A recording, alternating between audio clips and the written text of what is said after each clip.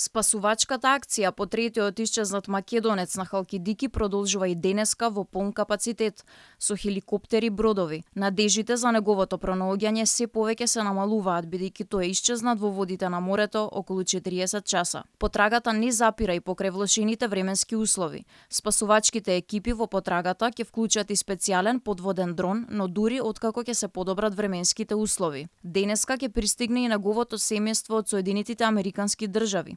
Мартин е последниот од групата кој понатаму се води како исчезнат, а властите и волонтерите се борат со невремето во надеж дека тој ќе биде пронајден. Овој немил настан се случи откако во саботата тројца македонци кои што славеле роден ден на Халкидики влегле во морето да се капат, без да ги земат предвид ветерот и брановите. Момчињата не знаеле дека во овој дел пливањето е забрането и не се препорачува поради силните морски струи.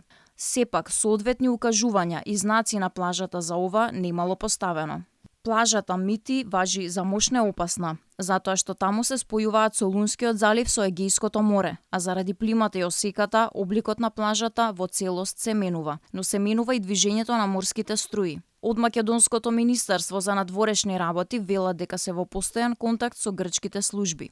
Порачуваат дека секоја информација од таму навремено ќе биде споделена и изразуваат благодарност за вложените напори во истрагата. Нашите представништва остануваат во интензивен контакт со надлежните институции на Грција и секоја информација навремено ќе биде пренесена. Благодарност до крајбрежната стража на Грција, грчкото воено воздухопловство и локалното население, волонтерите, вклучени во потрагата за нивниот неизмерен труд и пожртвуваност. Две од момчињата беа спасени и се надвор од животна опасност. Првото уште во саботата, а второто вчера по поминати дури 20 часови во морските води. 30 годишниот Иван успел да преживее меѓу другото и благодарение на помала топка која случајно дошла до него.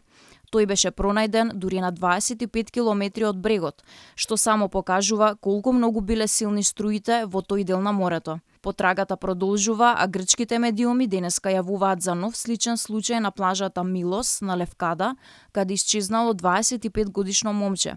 Неговиот идентитет засега е непознат.